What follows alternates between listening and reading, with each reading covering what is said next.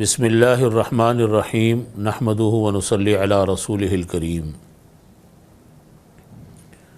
قال اللہ سبحانہ وتعالی فی القرآن المجید وفرقان الحمید یا ایہا الذین آمنوا کتب علیکم الصیام کما کتب علی الذین من قبلکم لعلکم تتقون۔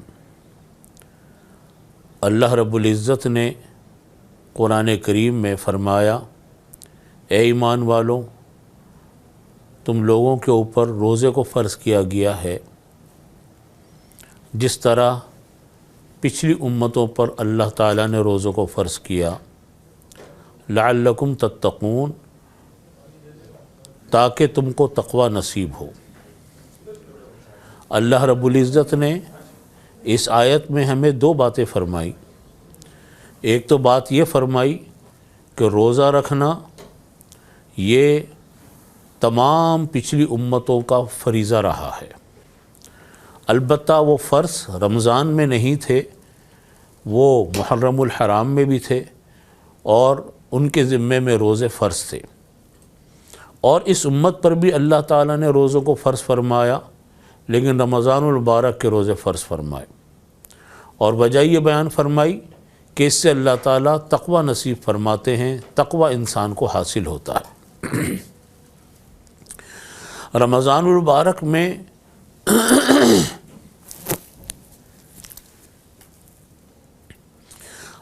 المبارک میں روزہ رکھنا یہ تقوی کا ذریعہ ہے۔ آدمی کو اللہ کا ڈر نصیب ہوتا ہے، آدمی کو اللہ تعالیٰ کا خوف نصیب ہوتا ہے، گناہوں کو چھوڑنے کی فکر ہوتی ہے اور نیکیاں کرنے کی انسان کو رغبت ہوتی ہے۔ اسی لیے اللہ رب العزت نے رمضان المبارک کے روزے ہمارے اوپر فرض فرمائے۔ یہ حقیقت یہ ہے کہ روزے جو ہیں یہ رمضان المبارک یہ اللہ کی نشانیوں میں سے ایک نشانی ہے۔ ایک ایسا عجیب و غریب مہینہ ہے عبادتوں کا، ذکر کا، فرائض کی تکمیل کا، کہ اس جیسا مہینہ انسان کو کے لیے کوئی اور نہیں ہے۔ ایک تو اللہ تعالیٰ شیاطین کو بند کر دیتے ہیں، سب سے بڑی بات تو یہ ہے، انسان کو جو شیاطین بہکاتے ہیں، گمراہ کرتے ہیں، اس کا سلسلہ رک جاتا ہے۔ اسی لیے آپ دیکھتے ہیں کہ رمضان المبارک میں ہم جو نیکیاں کرنا چاہتے ہیں وہ نیکیاں ہم آرام سے کر لیتے ہیں، ہمیں بیچ میں رکاوٹیں کم آتی ہیں۔ اس لیے بنیادی چیز اللہ کا ڈر، اللہ کا خوف ہے۔ پورے سال ہم جب گزارتے ہیں، سال گزارتے ہوئے دلوں کے اوپر میل آ جاتا ہے، انسان کے اعمال سست ہو جاتے ہیں، اللہ تعالیٰ سے جو ہمارا رابطہ ہے، اللہ تعالیٰ سے جو ہمارا تعلق ہے وہ کمزور پڑ جاتا ہے۔ اللہ تعالیٰ نے یہ مہینہ ہمیں اس لیے دیا کہ پورے سال ہمارا جو تعلق اللہ سے کم ہوا، ہمارا جو تعلق اللہ تعالیٰ سے کمزور پڑا، وہ دوبارہ تعلق ہمارا تازہ ہو جائے۔ اللہ تعالیٰ نے ہمارے اوپر ایک ایسا فریضہ لاگو کیا جس کا تعلق صرف انسان اور اللہ کے درمیان ہے۔ یعنی مطلب اس کا یہ ہے کہ ہم جو روزہ رکھتے ہیں صرف اللہ کے ڈر سے رکھتے ہیں، ورنہ دنیا کی کوئی طاقت ہمیں روزہ توڑنے سے اور روزے کے درمیان میں کھانے پینے سے روک نہیں سکتی۔ صرف ایک اللہ کا ڈر ہے، وہ اللہ کا ڈر ہمیں نصیب ہوتا ہے جس کی وجہ سے ہم روزہ رکھتے ہیں۔ آپ دیکھیے روزہ کن چیزوں کا نام ہے؟ روزہ نام ہے کھانے کو چھوڑنا، پینے کو چھوڑنا، اور انسان اپنی جو خواہشات ہیں ان کی تکمیل کو چھوڑنا، اس کو کہا جاتا ہے کہ انسان نے روزہ رکھ لیا۔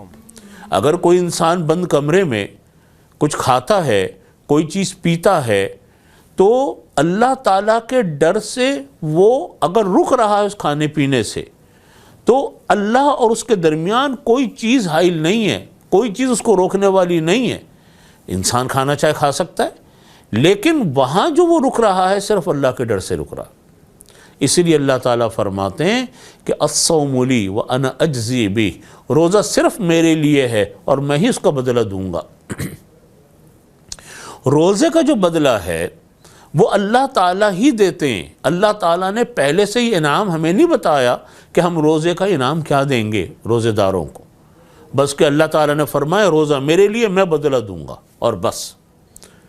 لہٰذا پتہ چلا کہ روزہ انسان صرف اللہ کے ڈر سے رکھتا ہے، اور اللہ کا ڈر ہوتا ہے آدمی کھاتا نہیں ہے، پیتا نہیں ہے، اپنی خواہشات سے انسان روزے کی حالت میں بچا رہتا ہے۔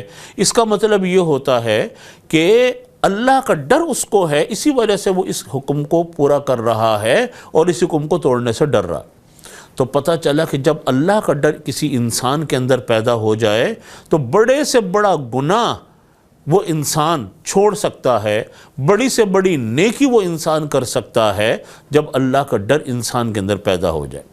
قرآن کریم میں اسی کو فرمایا کہ وَأَمَّا مَنْ خَافَ مَقَامَ رَبِّ وَنَهَى النَّفْسَ عَنِ الْهَوَىٰ فَإِنَّ الْجَنَّةَ هِيَ الْمَأْوَىٰ، کہ جو انسان اللہ کے سامنے کھڑا ہونے سے ڈر گیا، وَنَهَى النَّفْسَ عَنِ الْهَوَىٰ، اور انسان نے اپنے نفس کو خواہشات نفسانی کے پورا کرنے سے روک لیا، انسان کا دل گناہوں کو چاہ رہا ہے، معصیتوں کو چاہ رہا ہے، طرح طرح کی خراب چیزوں کو چاہ رہا ہے، غلط چیزوں کو چاہ رہا ہے، غلط آمدنی کمانے کا دل چاہ رہا ہے، اس کے مواقع بھی ہیں، لیکن اگر وہ رکتا ہے اللہ کے ڈر سے تو یہ مطلب ہے کہ اپنے آپ کو اس نے اللہ کے ڈر سے گناہوں سے روکا۔ فَإِنَّ الْجَنَّةَ هِيَ الْمَأْوَىٰ، قرآن کریم میں اللہ تعالیٰ فرماتے جنت اس کا ٹھکانہ ہے۔ اسی لیے فرمایا حضرات مفسرین نے کہ جو انسان یہ دو قدم اٹھا لے، ایک قدم ہے اللہ کے سامنے کھڑا ہونے کا ڈر، اور دوسرا قدم ہے انسان کا نفسانی خواہشات سے رکنا، اپنے دل میں جو خیالات پیدا ہو رہے ہیں گناہ کے ان سے رکنا۔ یہ دو قدم انسان اٹھا لے، ایک اللہ کے سامنے کھڑا ہونے کا ڈر کہ اللہ کے سامنے کھڑا ہو کر جواب دینا ہے، اور ایک اپنی نفسانی خواہشات سے رکنے کا خیال اور رکنے کی فکر، نفسانی خواہشات سے رکنا۔ یہ دو قدم انسان اٹھا لے، تیسرا قدم انسان کا جنت میں ہوتا ہے۔ فَإِنَّ الْجَنَّةَ هِيَ الْمَأْوَىٰ، فرمایا کہ جنت اس کا ٹھکانہ ہے۔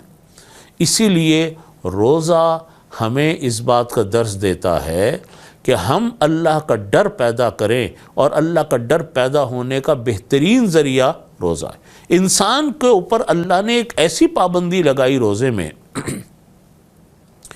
جو پابندی انسان کے اوپر عام دنوں میں نہیں ہے۔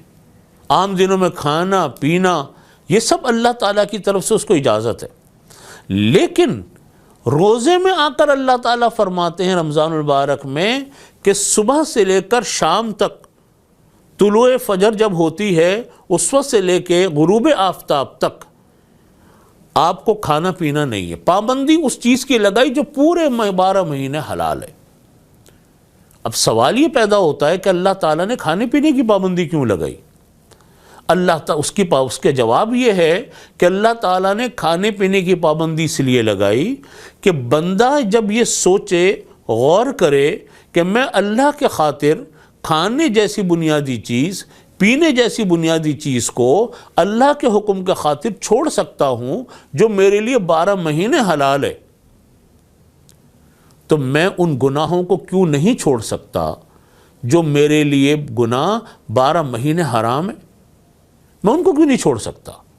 وہ تمام احکامات اللہ کے جو 12 مہینے ہماری طرف متوجہ ہیں کہ ہمیں وہ 12 مہینے وہ کام کرنے، ہم اللہ کے خاطر ان کاموں کو کیوں نہیں کر سکتے؟ ہم اگر چاہیں اپنی قوت ارادی کو مرتب کرنا چاہیں، قوت ارادی کو آزمانا چاہیں، تو ہمارے لیے یہ بہترین موقع ہے کہ ہم اللہ کے حکموں کو پورا کریں، اور جن گناہوں سے اللہ نے روکا ان سے ہم رکیں۔ مثال کے طور پہ جھوٹ 12 مہینے کا گناہ ہے، دھوکہ دینا 12 مہینے کا گناہ ہے، رشوت لینا 12 مہینے کا گناہ ہے، حرام کھانا، سود لینا 12 مہینے کا گناہ ہے، اس کے علاوہ غیبت ہے اور بہت سارے گناہ ہیں، 12 مہینے ہر وقت حرام ہے۔ نماز پڑھنا 12 مہینے کا فرض ہے، سچ بولنا پورا ساری زندگی انسان کے اوپر لازم ہے، لیکن ہم میں سے بہت سارے لوگ ان نیک کاموں کو کر نہیں پاتے۔ اس کا مطلب یہ ہوا کہ اگر ہم اللہ کی اس حکم کو پورا کریں روزے کو، ہمارے دل میں یہ خواہش پیدا ہوتی ہے، یہ خیال پیدا ہوتا ہے جن گناہ کو اللہ نے 12 مہینے کے لیے حرام قرار دیا اور جن حکموں کو اللہ نے 12 مہینے کرنے کا حکم دیا، ان کاموں کو ہم کیوں نہیں کر سکتے؟ یقیناً ہم ان کو کر سکتے ہیں۔ ہم قوت ارادی کو استعمال کریں، اللہ تعالی ہمارے ان کاموں میں ہماری مدد فرمائیں گے۔ وآخر دعوانا الحمدللہ رب العالمین۔